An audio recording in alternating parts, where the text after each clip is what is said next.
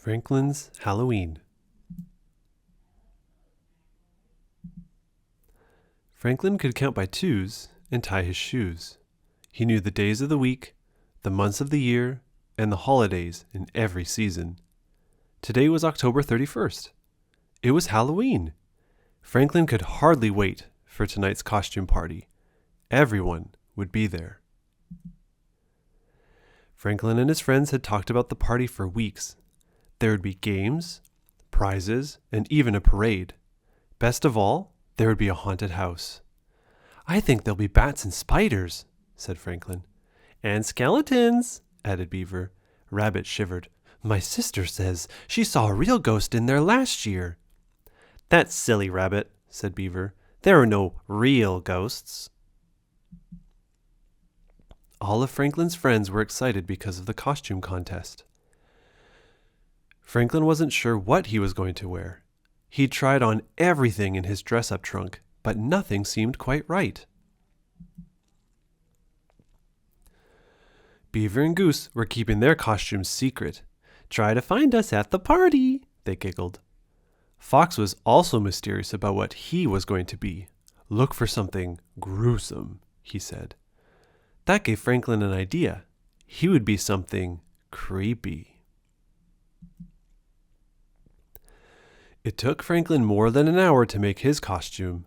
As soon as it was done, he sneaked up behind his father and tapped him on the shoulder.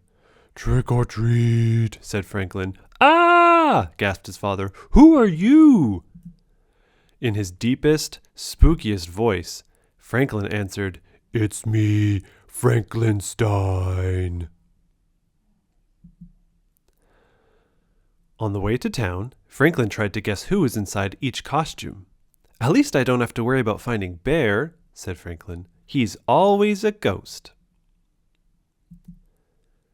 By the time Franklin and his parents arrived, the party had started. Franklin spotted a ghost at the apple bobbing and hurried towards him. "Hello, Bear," Franklin said.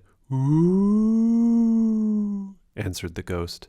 "That's good, Bear," said Franklin. "You sound really scary." Franklin bobbed for an apple. Then he ran to the pumpkin toss. It was his favorite game because he always won a treat. Franklin's bag was almost full by the time the judges announced the costume contest. While everyone lined up for the parade, Franklin tried to find more of his friends. He thought he recognized Beaver and Goose, but where was Fox? They marched around the building twice.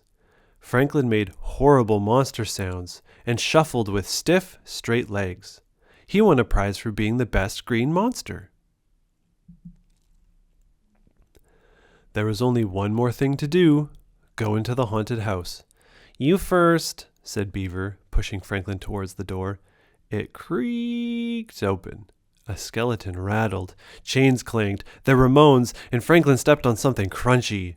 Suddenly, a big hairy hand reached out of the darkness. Franklin's heart beat hard and fast, but before he could scream, a light was flicked on. "Trick or treat," said Mr. Mole. Franklin looked around nervously, then he laughed. The hairy hand was only Mr. Mole's mop. "Here is a treat for braving the haunted house," said Mr. Mole.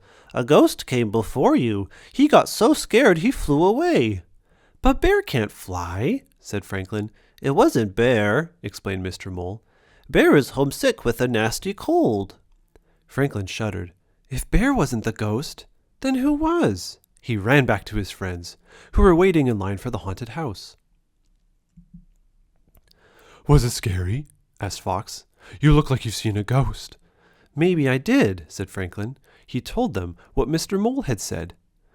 "You mean that Bear was never here?" asked Beaver. Franklin shook his head. The ghost flew over them. It swooped low and called, "Hoo!" Rabbit twitched. "So what is white says hoo and flies." "A real ghost," answered Goose. "Run!" Franklin was about to follow when he saw a feather floating down. "Stop!" he shouted. "I think I know who the ghost is." Franklin showed them the feather. "Look, it must be Mr. Owl." Even Rabbit giggled when he realized the trick their teacher had played. By the end of the party, everyone's bag was full. Poor Bear, said Raccoon. No treats for him. We could share our treats with Bear, suggested Franklin. All the friends agreed. They each put some treats into a bag. Then they walked to Bear's house and left the bag on the doorstep. Trick and treat, they called. On the way home, Franklin looked into his treat bag. Goodness, said his mother, you have enough there to last until next Halloween. Maybe, said Franklin, sampling a few, but secretly he hoped the treats would last until the end of the week.